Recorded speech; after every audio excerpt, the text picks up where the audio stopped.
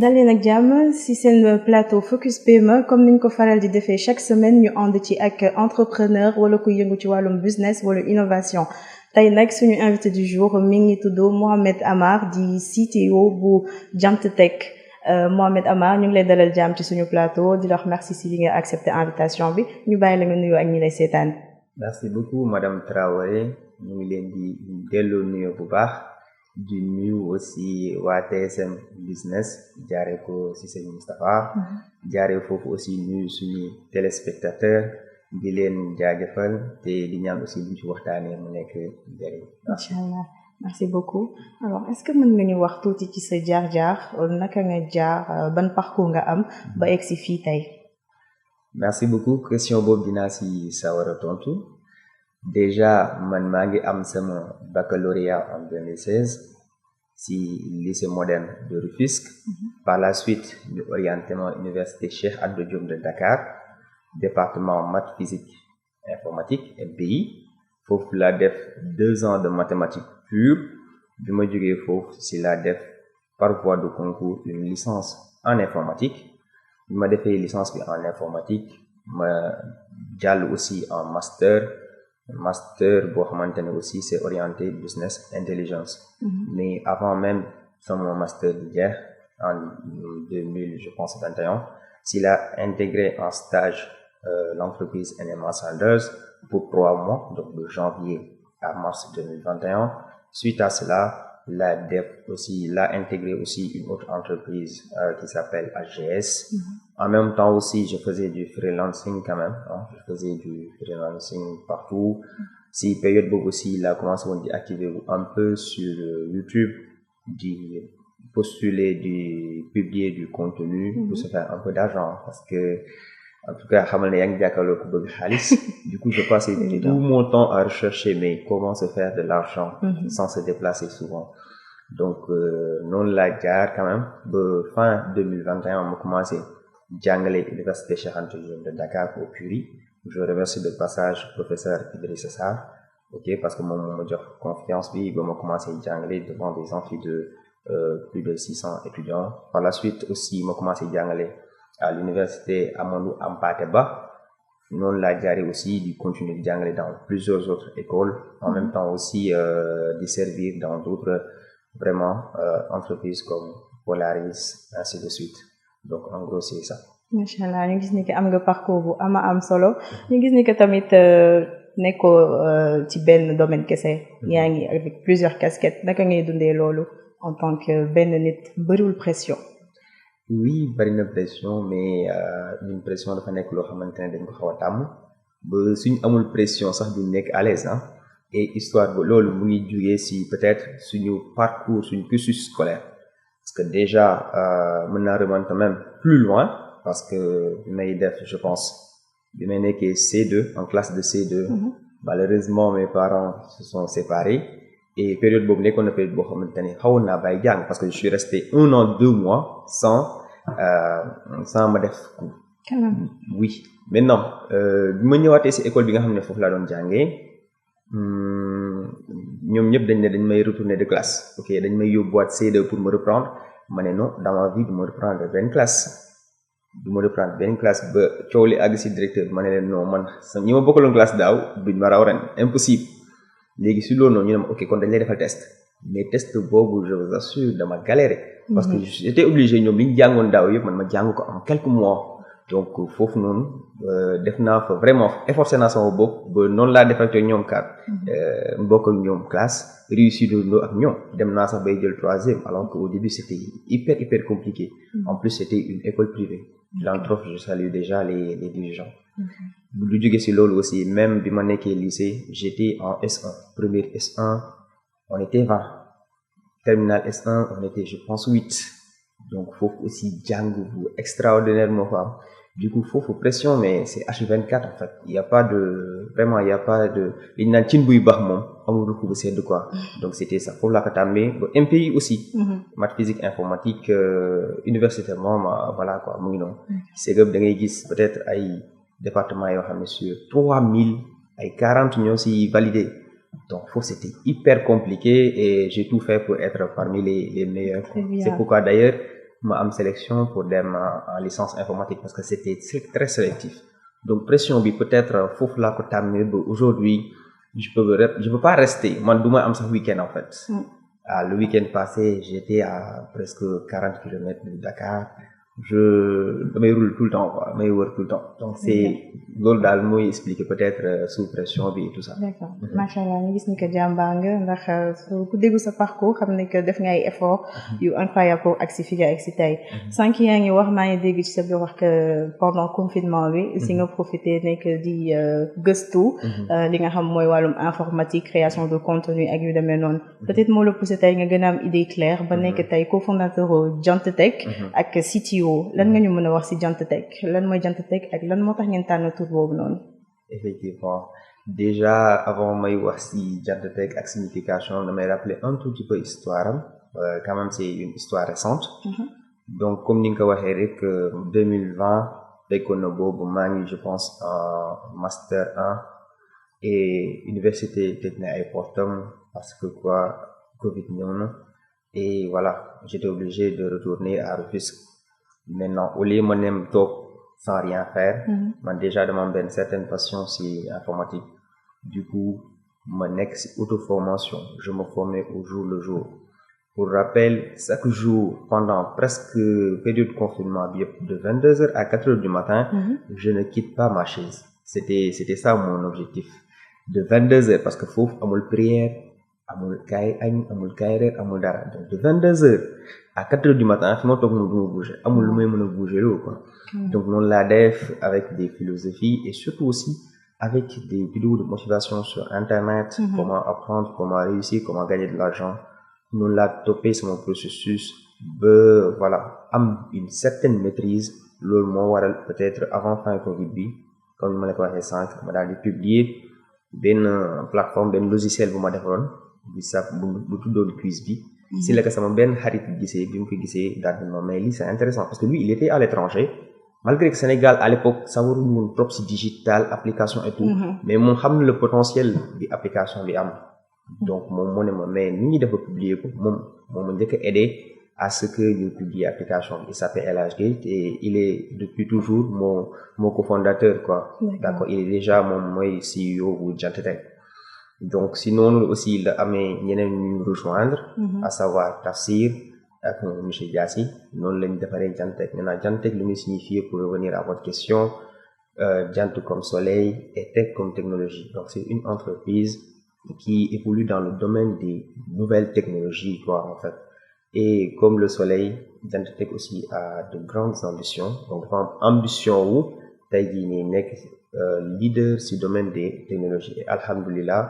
2 ans lañ def officiellement 4 ans officieusement mais on arrive à travailler avec de grandes entreprises comme NMA Sanders Minoterie du Sénégal avec Lucat aussi et voilà et Curie donc et tant d'autres il y a les Gémeaux des multinationales comme Gémeaux et tout ça. D'accord intéressant machallah yaa ngi wax ni que Jant Tech yéen ci wàllum technologie ngeen di évoluer digital ak yu demee noonu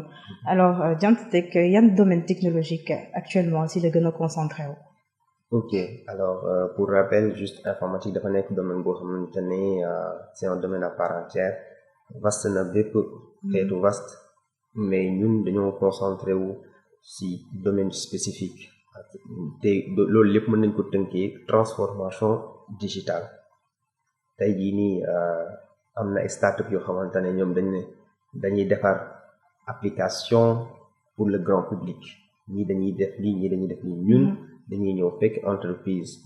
bu mel ne Minoterie du Sénégal gis ne ok dañuy utiliser ay feuilles Excel pour les pointages dañuy jël les pointages sur les papiers ok pour les commandes client bi mooy obligé di mettre la pression di woote tout le temps pour ñu enregistrer ko commande bi ñu ñëw defar une plateforme boo xamante ne day tax client bi day toog këram mën a enregistrer une commande Minoterie du Sénégal le comptable qui est à 20 ou 30 kilomètres de l'usine mën a percevoir commande bi valider ko le livreur qui est à l'usine daal di mën a vérifier commande bi daal di livrer sans pour autant que ñu am benn perte de temps bi duñu perdre aussi énergie mais surtout dañuy gagner en efficacité donc boo xoolee loolu mooy transformation digitale donc en gros dañuy trouver ay processus noonu aussi lañ ko defee avec une entreprise qui en 2022 je pense avait fait un chiffre d'affaires de 22 milliards qui s'appelle Couvarama quand même qui est l'un des plus grands couvards au Sénégal dañu on avait trouvé ñoom ñuy def seen suivi client avec des papiers physiques ñu ñëw digitaliser leen ko pour que ñu gën a efficace pour que ñu gën a performance ci liggéey bi mën a atteindre plus de clients avec de moindres coûts donc loolu mooy transformation digitale ñun loolu mooy nekk suñu cœur de métier en réalité à Jantec par contre nous on a aussi d'autres solutions comme Jantcard qui est une carte boo xamante ne c'est des cartes biométriques mais ça c'est peut-être 10% de nos activités mais 90% du temps on se concentre sur la transformation digitale des processus métiers. D'accord nekk lu am solo dafa mel ni da nga jiitu sama question bi sax ndax si loolu laa naroon ñëw yéen da ngeen di proposer ay services yoo xamante ne ni entreprise bu nekk wala entrepreneur bu nekk da ngeen koy indil touche de digital ci entreprise am. léegi ndax yéen seen clients yooyu ñoom ñu ngi ci gis seen bopp ndax ñu ngi am avancement ci seen domaine. effectivement là tey mën naa la jox peut-être plusieurs exemples de nos clients et généralement le coup li confirmer peut-être la satisfaction ñun au début NMA Sanders lañ njëkk a liggéeyal defaral leen un système de gestion des chèques clients à travers ñoom application bi ñu leen defaral mu satisfaire leen ñoom ñoo ñu recommander une autre entreprise Couvar Amar moo ñu recommandé Couvar Apprend ainsi de suite donc dès lors que ñun suñuy clients dañuy devenir même ay ambassadeurs de la boîte parce que là bon nous on fait pas trop de vente nous on fonctionne souvent par confiance des clients yi si boppam ñun ñoo ñuy jaayal suñuy produits pareil aussi noonu lañ def bay liggéeyal minoterie du Sénégal ainsi de suite sous recommandation donc parce que clients yi ñun ni ñuy fonctionner peut-être xam naa dinañ si ñëw si kanam ñun dañuy ñëw si client gratuitement diagnostiquer la say problème ñun ñoo lay diagnostiquer wax na la boo amoon benn logiciel de lii ngay def en 1 heure di nga ko mën a def en 3 minutes démontrer ko expliquer ko ne ko ok mën nañ la defaral lii ak lii ak lii en termes de coût peut-être lii la lay dikkee mais dans le long terme c'est quelque chose que tu vas gagner. Maintenant si bu fekkee dafa convaincre et 90% des cas c'est ça ñu soog a entamer maintenant processus de développement bi qui dure 3 semaines généralement ñu développer ko mettre ko benn solution bu ko defee mu mën a gën a yombal liggéeyam et si noonu daal lañ jaar pour am clients yu bari donc suñuy clients ñoom si boppam ñooy suñuy ambassadeur en fait. D'accord comme daal su ma comprendre bu baax seen clients yi ñu ngi permettre que soxla woon sax def communication bu bari Sénégal kon am ngeen fi benn empreinte. Oui, effectivement. Donc là, peut-être, ñun au début même, comme li ma doon expliqué tout à l'heure, on pensait que dañoo war a defar benn solution comme les startups, comme tous les startups, dañuy am benn produit phare, jëm ko publier pour que les gens l'utilisent et que ça devienne populaire. Au début, ñun aspect boobu lañ jëloon. Mais quelque temps après, peut-être 1 an après, dañoo virer gis ne ok Sénégal avant population bi déjà ñuy commencer utiliser ñuy digital il faut que les entreprises yi nga xamante ne ñoo gën a habilité pour digital ñu commencé ko déjà si lañ commencé peut-être am avec suñuy clients yi gis ne mais Sénégal en réalité entreprise yi sax voilà quoi da ngay trouver entreprise boo xamante ne toute sa chaîne de valeur mu ngi koy gérer avec des fichiers Excel ou bien des papiers physiques et risque bi mooy à tout moment mën nañ ko perdre s'il y a démission d'un agent parfois ils vont tout perdre les listes ne sont pas sécurisées les données non plus donc si loolu lañ gën a concentré aussi transformation digitale et wax dëgg yàlla moom aujourd'hui alhamdulilah daal ñu ngi am client bu baax a baax. macha allah yàlla na gën a continuer noonu parce que genre entreprise yu mel nii yaakaar naa Sénégal soxla na ko bu baax même bu dul Sénégal sax alors en termes de concurrence xam ngeen ne que domaine technologie dafa avancé nouvelle technologie nekk lu vague lu yaatu certainement nekkoo leen seule entreprise boo xamante ne moo yëngu ci wàllum technologie naka lañ leen di mën a ràññeewee ci biir yeneen entreprise yi nga xam ne ñooy yëngu ci même domaine que yéen. Effectivement déjà ñun Jantec loolu moo nekk suñu force parce qu'on a vraiment trop de différence avec les autres entreprises Je prends l'exemple de Gaïndé 2000 qui bon mën naa ne du suñu concurrent mais suñu partenaire la sax par la suite. Je salue déjà monsieur Diagne de passage, monsieur Diagne Edine. Récemment ñu ngi doon entretenir ay convention de partenariat. Parce que nous en fait ñun dañuy trouver processus bi ñu digitaliser ko alors que boo jëlee exemple bu mel ni Orbus Gaïndé 2000 ñoom ils dématérialisent et il y a une certaine différence. Par exemple bu ñu jëloon les états civils Orbus généralement day gérer tout ce qui est client mu candidaté avec des fichiers ñu jël fichier yooyu noonu transmettre à une certaine personne kooku def traitement bi retourner au client. D'accord ñoom dañuy dématérialiser des processus de candidature dépôt ainsi de suite alors que nous sans rentrer dans le métier alors que ñun dañuy dugg ci métier bi tey aussi boo leen amoon opportunité wu dem siège Jantec da ngeen di dégg tantôt ñu ngi wax ci farine. Pourquoi? Parce que dañuy liggéey avec des entreprises des meuniers. Tantôt da nga leen dégg ñuy wax ay OAC c'est-à-dire œufs à couver parce que dañuy liggéey ak ay couvoir. Tantôt di nga leen dégg ñuy wax ci hydrocarbures parce que ñun dañuy dugg ba ci métier bi en quelque sorte changer ni nga koy utiliser. Alors que ku mel ne Orbus par exemple moom ci day yem un peu ci périphérie. Donc loolu mooy nekk une grande différence.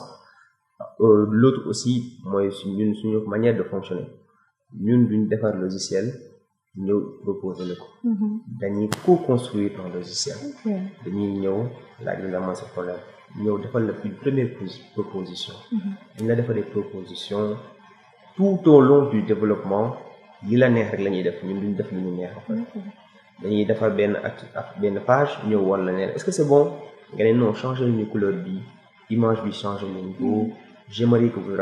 apportiez ngeen rajouter telle chose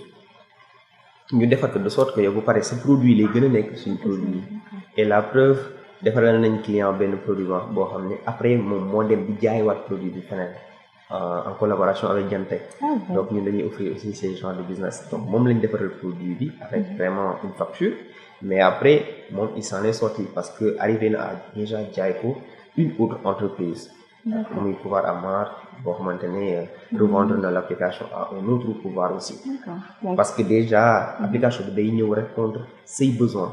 boo gisee ko am besoin mel na yow l'application day mën a répondre et nous sommes flexibles sur ce point. Je comprends bien donc comme yéen da ngeen di accordé wu tellement si bëgg-bëgg client bi. ba day mel ni comme si collaboration la entre yéen ñaar. au lieu de client. D'accord léegi suñu waxee si wàllum financement xam nañ ni que technologie ça demande beaucoup. Quelles sont vos principales sources de financement? Naka ngeen di gérer croissance financière? Alors sur ce plan-là aussi comme on parle d'entrepreneuriat quand même nous depuis le début on s'est autofinancé comme ni ma la ko raconté tout à l'heure moi je me souviens bi ma defaree quiz bi et monsieur Guèye gis ko notre CEO moom si boppam moo débloqué carte bancaire parce que moi à l'époque peut-être je n'avais pas de carte bancaire je n'avais même pas de compte bancaire mais monsieur Guèye mu ne ma ok moi j'ai une carte prépayée. Il m'a donné les informations. À travers informations nous on a payé je pense presque plus de 100 000. Donc en parlant d'investissement nous on s'est autofinancé. Parce que monsieur Guèye li ma koy tooñee souvent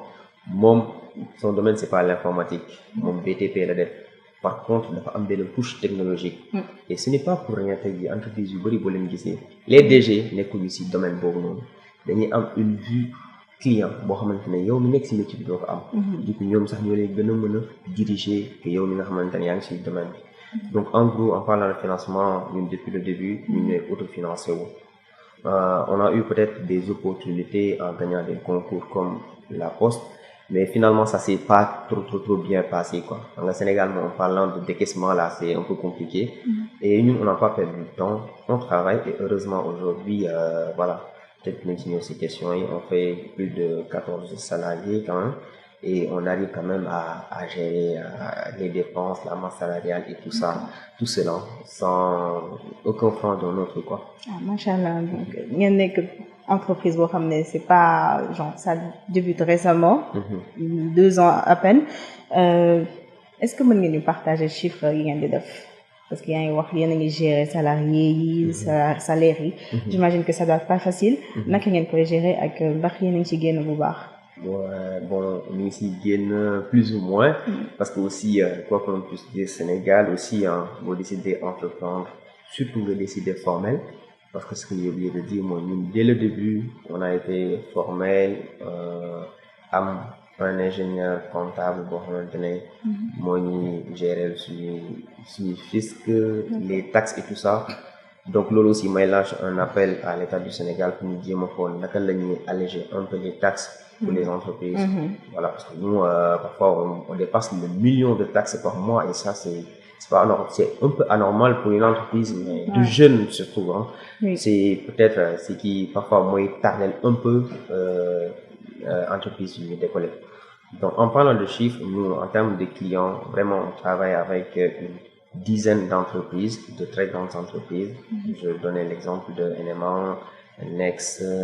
Minitel du Sénégal, Kuva Apprend, et ainsi de suite. En termes de PME aussi, on travaille avec plus de 20 clients qui sont dans les PME, Gémeaux, il y a aussi Curie, il y a pas mal d'entreprises avec qui on travaille, avec qui on installe des solutions, on va y revenir plus tard. Mais aussi en termes d'emploi, comme je me l'ai dit tout à l'heure, nous avons déjà 14 collaborateurs, donc 14 salariés de Jantech. Et voilà, avec plusieurs domaines, on a désigné tout à l'heure. En termes de chiffre d'affaires aussi, donc, Fourchette la radio, parce que j'ai Sénégal. Donc, l'année dernière, quand même, on a réussi à faire moins de 20 millions de chiffre d'affaires. Cette année-ci, on est déjà à moins de 50 millions. Et voilà, l'objectif, c'est d'atteindre la barre des 100 d'ici la fin de cette année. En tout cas, espérons bien que si c'est un objectif, Inch'Allah, sous peu. Alors, en termes de clientèle, est-ce que vous avez une cible principale ou une cible qui vous proposer ces services? Ouais, surtout que, donc, il y a une cible quand même. Maintenant, il y a cela 2-3 mois, une cible, c'était juste les grandes entreprises, les grandes boîtes. Aussi, transformation digitale de nécessiter beaucoup de ressources. Aujourd'hui, ce n'est pas pour rien que nous n'avons 14 collaborateurs, dont presque des 11-12, ce sont directement des développeurs full stack. Et là, c'est beaucoup de charges. Donc, l'entreprise Bounek peut-être faire l'équivalence de la transformation digitale. Les PME, par exemple, ben boîte vous débourser une dizaine de millions sur des logiciels pour transformer son processus métier. Par contre, les entreprises, les milliards de chiffres d'affaires peuvent se le permettre. Donc, pour vous dire que nous cible, à 90%, c'était les grandes entreprises, les grandes boîtes. Mais récemment aussi, essayer de concevoir des solutions comme Jantbi. Des solutions, c'est des solutions à moindre coût quand même. Pour adapter aussi PME. Donc, en gros, c'est ça. Pour des particuliers, quand même, on a peu de clients particuliers. Généralement, c'est des grandes boîtes et des PME. Exactement. C'est très bien. J'espère que d'une côté mettre en place pour me permettre aux entreprises de profiter de ces services. Alors, milieu technologie de vaste, comme nous l'avons et que le lancement ou entreprise c'est pas facile. Est-ce que amien ay jafé depuis mise en place ou Jantech en tant que CTO là ngeen ci mëna wax? Oui, oui. Comme tout entrepreneur quand même parfois mën nga tarder percevoir peut-être 5 comptes auprès des clients et mën na le causer un tout petit peu de retard quand même mais nous peut-être nous une stratégie. J'ai oublié même de vous rappeler que nous Jantech bi ñu démarré ñu rek dama suñu bopp. On s'est approché de nos clients qui sont devenus nos partenaires. Je dois citer Intech avec les Mohamed Mbao et Moussa Ndour. Nous invité Moussa Ndour qui est entre guillemets un concurrent quand même, mais ce sont nos aînés. Invité pour poser des questions. Mais comment est-ce que vous avez fait? Naka ngeen def ba réussir? Parce que benn anecdote Serigne Touba dafay wax ne benn xale dañ ko fekk mu yaru ñëpp di ko tagg quoi, mais un jour ñu posé question mais noo def ba yaru mu ne juste day xool ñi nga xamante ne dañuy dégg ñu ne dañoo yaru mu def comme ñoom ñi mu dégg ne dañoo réew mu def le contraire. Donc ñun aussi dañoo dem xool ñi réussir ci domaine tech ñu poser leen des questions comment faire ainsi de suite. Et bokk na ci conseil yi ñu joxoon mooy bu leen lancer wu directement si entrepreneuriat bàyyi lépp quoi. C'est la raison pour laquelle moi même un an après 1 an 6 mois ou bien 1 an 6 mois après avoir lancé Jantech maa ngi doon nekk un peu partout si beaucoup de boîtes di liggéey en même temps pour mën a assurer financement donc au début ñun ñoo doon jël suñu xaalis di cotiser pour payer les salariés alhamdulillah aujourd'hui c'est l'entreprise même qui nous paye alhamdulillah quoi mais noonu la demee woon donc métier bi nag mu ngi nekkoon si ok yow nga liggéey fin du mois nga am sa xaalis mais tu es obligé de payer cet argent là à d'autres personnes juste pour que boîte bi mën a survivre donc mois yooyu nekkoon na moment difficile réeré nañu fondé on a tout fait ensemble notamment je salue monsieur Diassi de passage moom aussi nekk na cofondateur bi nga xam ne moom la ëppoon temps bu ma doon passel parce que les autres sont à l'étranger et voilà quoi les LH aussi parfois le paiement est tardé ñoom aussi dañuy indi seen salaire ok pour ñu mën a avancer quoi donc en gros loolu moom daal financièrement moo si nekk lu xaw a difficile par contre très tôt ñun am nañ opportunité la chance vraiment d'atteindre les grandes boîtes quoi donc notre premier presque marché peut-être c'était pour NMA Sanders et NMA nekkul entreprise bu ndaw donc loolu moo tax ñu am peut-être crédibilité benn bi quoi ba mën a travailler avec de très grandes entreprises aujourd'hui. En tout cas c'est très bien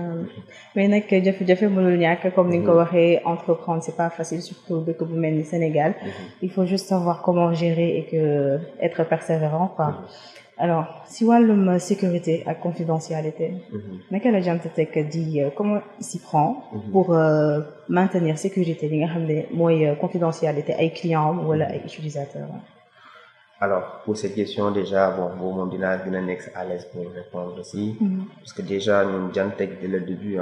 on tenait pas forcément compte de l'aspect sécurité quoi peut-être on n'avait pas les moyens assurer sécurité généralement on mettait en place mais on était beaucoup plus focus sur les fonctionnalités sur la plateforme quels sont les outils etc mais récemment en début de 2024 quand même si lañ mettre en place au sein de Jantech un département test et cybersécurité donc on a un département entier qui ne fait que tester les applications et assurer uniquement la sécurité donc avec à sa tête Madame Fatou Bintou Ndiaye donc elle est ingénieure en cybersécurité donc elle est un pur produit du Sénégal quand même elles sont de l'UCAD elle est ingénieure c'est elle qui gère ce département là donc sachez qu'au même moment bi ñu amee département yoo xam ne ñooy développer les solutions et un département spécial boo xam ne tout le temps day veiller sur sécurité ou suñu application yëpp donc moom mooy assurer sécurité heureusement alhamdulillah peut-être on a des attaques quand même mais généralement dañ leen di prévenir à l'avance nekk point bu intéressant surtout parce que nekk na loo xamante ne dina gën a yokk seen crédibilité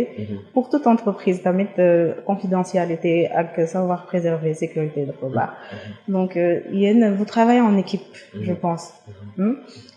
est-ce que da ngeen am ay critères de sélection yoo xam ne moom ngeen di doxal pour mën a tànn ñi liggéey ak yéen effectivement am nañ ay critères yoo xamante ne c'est moins basé sur les CV mais c'est beaucoup plus basé sur les compétences foofu aussi may lancer un message peut-être aux recruteurs parce que souvent ma gis ñuy plaindre sur LinkedIn ok il ne sert à rien de demander aux personnes des expériences si toi-même tu n'es pas capable de leur offrir de l'expérience sinon yow boo ko offrir de l'expérience mais kan moo koy offrir expérience et ce n'est pas juste nga ne ok bon damay ñëw juste man fekk ku nekk ci boîte ba pare ma décrocher ko c'est pas souvent évident donc man comme déjà je suis formateur à l'université Hampâté Bâ à l'UCAD aussi majorité de nos collaborateurs proviennent de là-bas comme ni ma la ko waxee tout à l'heure Fatou Bintou qui à un moment donné était mon promotionnaire à l'UCAD foofu la ñuy repérer talent comme jaar naa moom ci jàng xam naa peut-être li nekk capacité et puis cursus aussi mu nekk cursus normal donc kooku boo koy recruter ci base yu solide nga koy recruter et c'est moins sur la base de CV quoi donc ñun suñuy recrutement yëpp dafay nekk ciblage du ñu éviter aussi dem fu mel ne Hampâté Bâ ñoom xam ne dañoo am collaboration ak ñoom parce que ça fait plus de 6 collaborateurs yoo xamante ne Hampâté Bâ lañ jógee ñenn ñi ñu ci ëpp sax man jàngal naa leen et si loolu laay gisee peut-être seeni compétences malgré que parfois duñ am benn expérience bi en entreprise mais foofu nga leen gisee ñoo def stage et puis foofu la ñuy demee ba nekk directement salarié de l'entreprise donc boo xoolee daal ñun suñu recrutement c'est purement basé sur les compétences et non sur les CV parce que informatique aussi nekkul comme yeneen domaines yi nga xam ne ok diplôme ngay mën a calibrer non mën nga gis ingénieur boo xamante ne technicien bi moo koy gën a aay parce que si domaine spécifique parce que là il y a des centaines de langages ñun on a choisi 4 à 5 donc ñun ku force yi la 4 langages yooyu soxla ñu ko am des autres domaines ailleurs. D'accord, intéressant maa ngi dégg léegi ngay wax ni que da ngeen dem parfois UCAD wala Hampâté pour mën a jël foofu ay étudiants mu nekk lu intéressant ça leur permet tamit ñu acquérir expérience je trouve que c'est quelque chose de très bien alors est-ce que da ngeen am ay projets yoo xamante ne da ngeen si liggéey actuellement ay projets technologiques actuellement. Alors oui, des projets, nous on en a souvent, on en a tout le temps, alhamdoulilah. Di ñaan mu yokk aussi. Di ñaan mu yokk bu baax a baax. Projet là aujourd'hui, ce qu'il faut savoir c'est que une solution mu ngi mel ne WhatsApp, solution informatique mais les développeurs n'arrêtent jamais de travailler dessus, jamais. Même solution yi ñu déployé woon il y a 2 ans, tout le temps ñu ngi def maintenance, les clients tout le temps ñu ngi am suggestions yu bees ñu leen di apporter donc ça c'est un. Et ñun foofu aussi plus-value bi ñu amal entreprise yi mooy bu ñu la développer les solutions avec une équipe parce que solution bu nekk minimum 6 personnes la ci travail bu ñu travaille ci équipe ba solution bi pare dañuy dédier une personne boo xamante ne moom solution boobu kese lay gérer les support client bi client bu amee problème moom lay woo directement mooy rajouter des modifications durant tout le long du contrat de maintenance mais aussi noonu lañ amee équipe yoo xamante ne ñoom ñooy gérer projet yu bees là au moment où je vous parle am nañ benn marketplace bu nekk di defar benn site de vente en ligne en même temps aussi ñu ngi achever un autre projet de minoterie du Sénégal en même temps aussi ñu ngi travailler sur Jantibi pour les PME donc en gros c'est ça on a vraiment pas mal de projets yoo xamante ne tout le temps dañuy tourner quoi notamment bu fekkee ne ñoo am contrat de maintenance avec les clients. D'accord sànq yaa ngi doon wax ci partenariat collaboration actuellement est-ce que am ngeen ay partenaires wala ay collaborateurs ak yeneen structures yoo xamante ne yéen a ngi koy def si oui est-ce que dafa am procédure bu ñuy jaar pour mën a def partenariat. Oui effectivement am nañ ay collaboration ak entreprise yu bari maintenant si njëkk a lim Simplon Sénégal tout à l'heure bi may wax fi ñuy recruter dama ko fàtte Simplon aussi bokk na si fi nga xamante ne dañ ko recruter lu bari déjà am nañ ko je pense 3 collaborateurs yoo xam ne ñuy jógee Simplon Sénégal donc Simplon ce n'est pas forcément une université ou bien une école mais c'est une organisation boo xamante ne dañuy dispenser parfois ay formations sur les métiers tech et loolu aussi ma leen si encouragé bu baax di encouragé entreprise yu mel ne moom comme Polaris Assaut ainsi de suite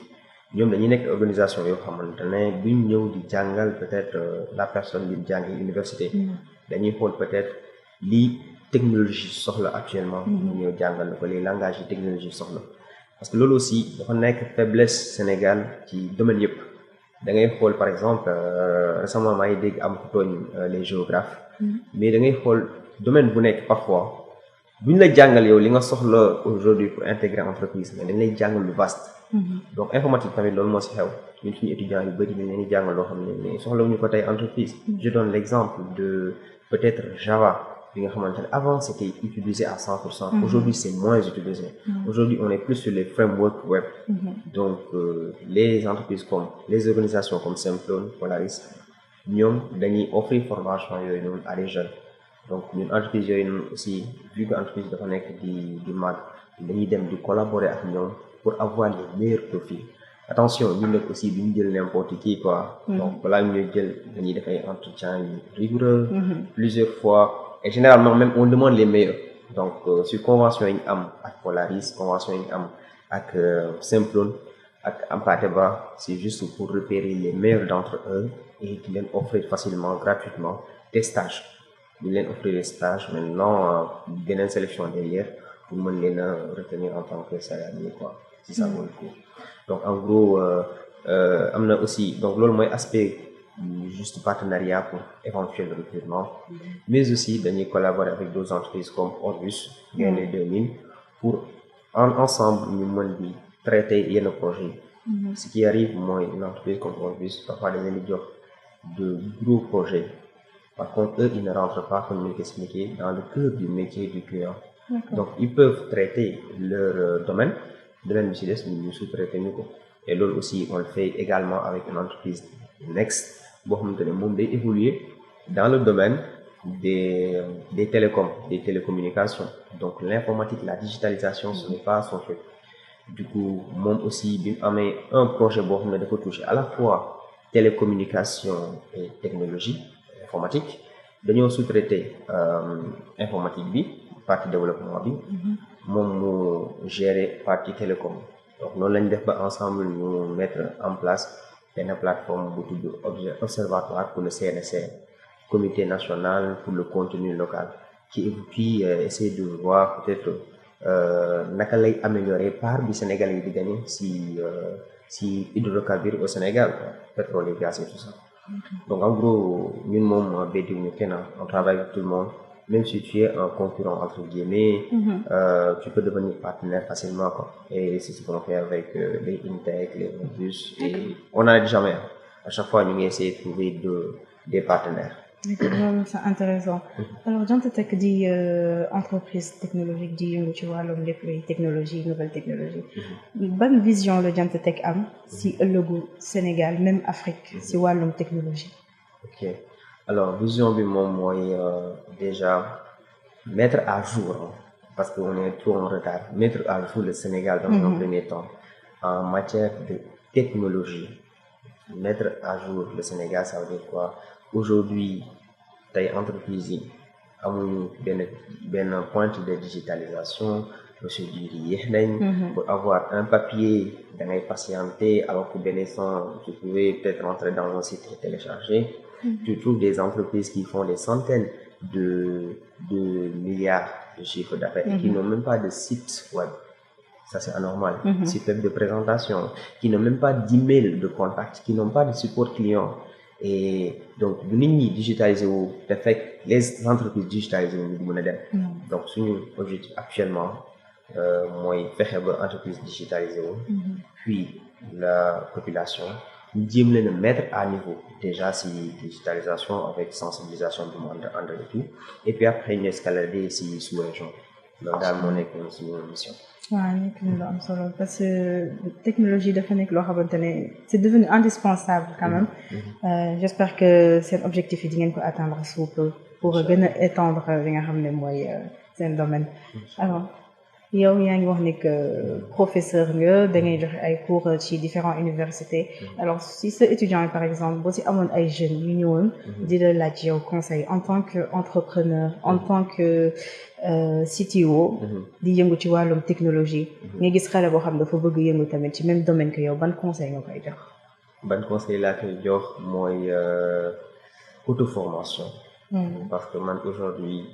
li may jàngale sax jàng moo classe sur YouTube laa ko jàngee et deux autres plateformes comme Udemy, W3 School, ainsi de suite. Donc informatique, même bu dul informatique, les autres domaines bu mu si mën ci nekk, il y en a des tonnes d'informations sur Internet. Donc mën nga former wu gratuitement. Le temps bi ngay perdre peut-être sur des applications comme TikTok, di Fo ak di Kaf, mën nga passer autant de temps et souvent da ngay gagner. Il suffit de taper comment dans un réseau social et da ngay jàng lu bari quoi. Comment se faire de l'argent, comment apprendre tel truc, ainsi de suite. Donc man su ma amoon benn conseil bu nekkoon benn kese la ñu def auto-formation. Beneen bi si topp mooy nangoo endurer aussi, parce que ñu bari da ngay gis dañuy foog ne ok du jour au lendemain la ñuy publier benn solution mu marché. Man wax naa leen ne première solution bu ñu njëkk a développé ça n'a pas marché, le deuxième n'a pas marché, par contre le troisième a marché. Donc côté boobu noonu aussi bu fekkee ne da nga pare pour entreprendre, bon en gros prêt pour réussir, da nga pare aussi pour échouer quoi. Da nga pare pour def loo xamante ni du baax mais nga jàng si de sorte que demain doo jaarat même yoon bi. Hier rek maa ngi si doon waxtaan ak suñu DGA bi ma koy wax naan kon ok échec ba en réalité amul quoi. Boo échoué 10 fois seulement da nga jàng 10 manières yoo xamante ne fonctionné wul. Du coup la prochaine fois di nga tenter beneen. Et comme ni ko olof di waxee taal bu doo tàkk côté bu nekk lañ koy ëppee. donc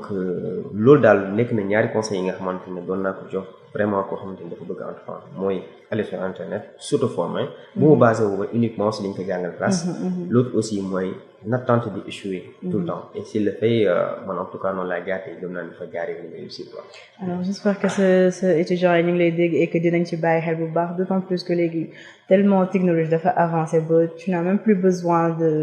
d'un cours présentiel parce que on a tout chez soi donc lu am solo j'espère que jeunes yi nañ ci bàyyi xel alors ñu ñëwaat ci Jant Tech est-ce que am ngeen ay projets futurs yoo xamante ne naka ngeen di gisee Jant Tech fii ak 5-10 ans ci kanam mën nga ñu jox benn aperçu. alors fii ak 5-10 ans incha allah nañ xam ne moom Sénégal Jant Tech moo fi nekk numéro 1 waa Orbus ak waa Gaïndé 2000 lañu baal peut-être mais d'ici 5 ans incha allah rabbi Jant Tech war na nekk entreprise boo xamante ne non seulement day éveiller tout le monde que ça soit entreprise comme particulier si digitalisation transformation digitale dina fekk aussi mu am pas mal d'offres ba nga xamante ne ku nekk di nga si gis sa bopp mais aussi ñu fas yéene ñu ñëw rek écraser tout le monde pare nañ aussi pour ñu partenariat avec n'importe quelle structure ba si entreprise bi nga xam ne ñu ngi koy soog a créer tey parce qu'en réalité ñun ñëpp ku nekk war na mën a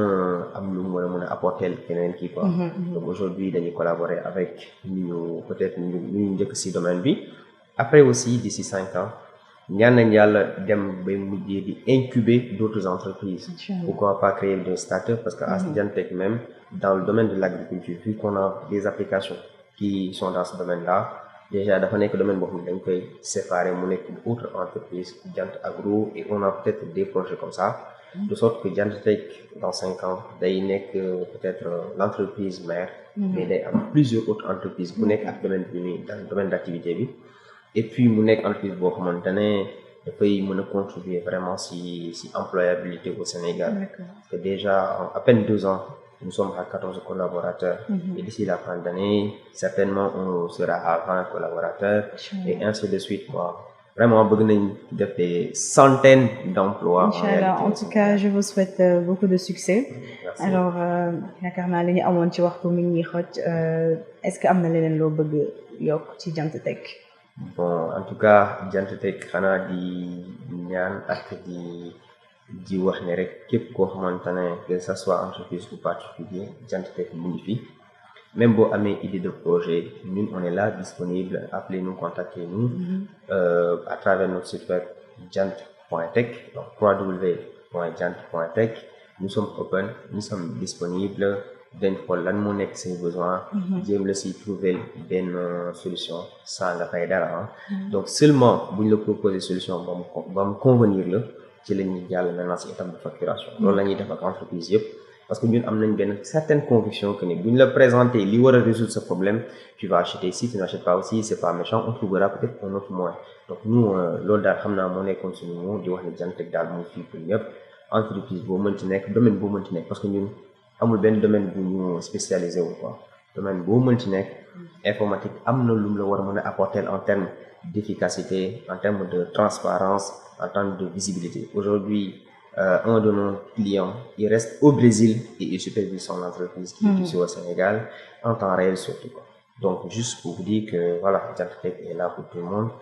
mais terminer là peut-être mooy di remercier waa TC Business pour cette opportunité et yéen aussi di leen ñaanal aussi ñu dégg leen si télé yi gën a kawe inchallah et di ñaan aussi peut-être que ça soit pas la dernière mais mu nekk peut-être benn si parmi tant d'autres émissions yi ñu defandoo ensemble di remercier peut-être sama famille yëpp di remercier waa entreprise bi di remercier tout le monde. merci beaucoup ñun tamit ñu ngi lay jaajëfal bu baax ci yi nga accepté invitation bi alors merci beaucoup ñi doon seetaan mu nekkoon seen émission Focus PME ñu àndoon ci tey ak Mohamed Amar di CTO di cofondateur bu Jant Tech benn entreprise digitale boo xamante ne ni dafa nekkal sénégalais yi pour intégrer digitalisation ci seen domaine bépp boo leen mën a nekk ñu leen di jaajëfal di leen wax ba beneen yoon ci seen beneen plateau Focus PME ci TSM à très bientôt.